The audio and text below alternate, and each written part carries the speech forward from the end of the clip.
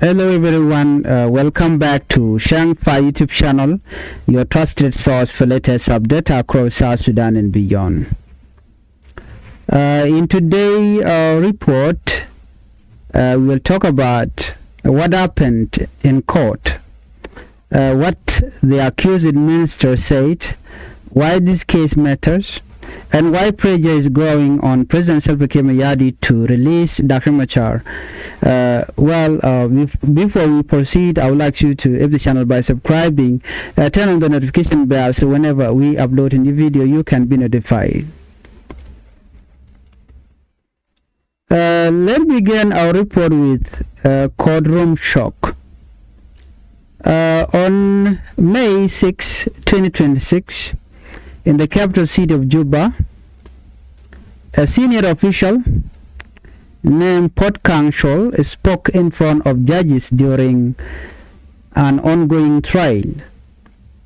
This was not just any court session. It was, it was already the 74th hearing, showing how long and serious this case has become.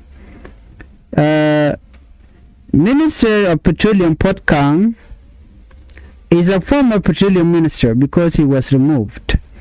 Right now, Puot Kang is suspended from his position and facing very serious charges. During the court session, Puot Kang he made a strong claim.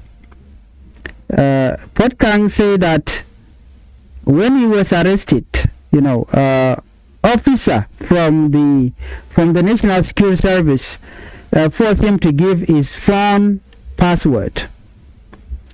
According to him, this was not done, it was not done freely. He told the court clearly his phone was taken by force, his password was taken under threat, and he was afraid of what could happen if he refused. He explained, that officer warned him about serious consequences if he did not cooperate, so he said he had no choice but to obey. Puot Kang also spoke about how he was arrested. Puot Kang said something very powerful. He said he was taken from his home like a bag of rice from a market. This statement shows how he felt disrespected and humiliated by the National Security Service in Juba when he was arrested. Puot Kang explained that he was still a government minister at the time. His immunity had not been removed.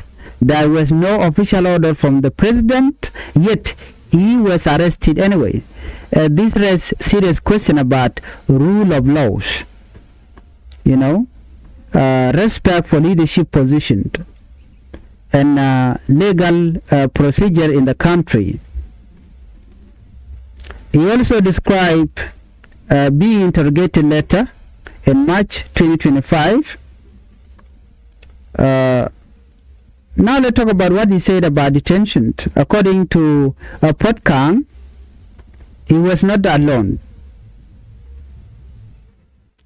He was taken with bodyguards, family members, a gate man, and even a student who were visiting his home. He said they were all taken to a detention center in Riverside. But what shocked many people was his description of how he lived there. He said he slept on a bed supported by jerry can. He stayed like this for 7 months. He suffered back pain and long-term injury. If true, this is serious human rights concern. They look at the property seizure claim by Minister Puot Kang. Puot Kang also made another strong claim. He said After his arrest, security officer went to his house and took 10 vehicles, including a bulletproof car.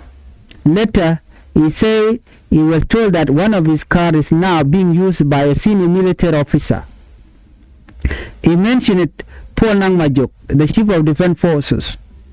Puot Kang said his car belonged to his family, not the government. Puot Kang even made a comparison, saying this situation feels like traditional raid where property is taken after defeating an enemy. This statement shows his frustration and anger. Now let's look at the charges against him. Puot Kang is facing very serious accusations, including murder, terrorism, treason, crime against humanity. He is not alone in this case. Other accused individuals, including the first Vice President, Dr. Riek Machar, and senior military and political figures. Prosecutors claim that opposition forces were involved in a deadly attack in Nasser in March 2025. They said over 250 soldiers were killed. Military equipment worth millions of dollars was destroyed or taken. These are very heavy accusations, and the court is still examining the evidence. Now, let's move on. Let's move to the second major issue. Many people are asking one big question. Should President Salva Kiir Mayardit release Dr. Riek Machar? Right now, when we look at all this, when we see things, we see that international voices are getting louder. They are calling for the release of Dr. Machar, and the senior government officials that were arrested or detained with him. So they are calling for release of Dr. Machar. Many believe that keeping Dr. Machar detained is dangerous for the country. Why? Because South Sudan has a history of conflict between these two leaders. Some analysts, are warning that if Dr. Machar is not released, the country could return to war. Let's be clear, South Sudan has already gone through a painful civil war. Before, thousands of lives were lost, communities were divided, peace agreements were made to stop the fighting. Now people fear history could repeat itself. There are also reports that the government is working with the Uganda People Defense Force for security support. This shows how serious the situation has become. Let's think about this carefully. There are two sides here. Government side and opposition side. So government side, they say they are protecting the country. They accuse opposition force of violence, and on the other side, on the SPLA-IO side, opposition side, they claim unfair treatment by the government. They also say leaders are being targeted. The truth may be complex, but one thing is clear: trust between leaders is very low, and without trust, peace becomes very difficult. So let's look at what people are saying. Inside and outside South Sudan, people are reacting.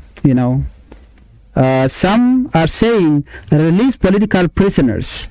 They are calling for President Salva Kiir Mayardit to release SPLA-IO leader.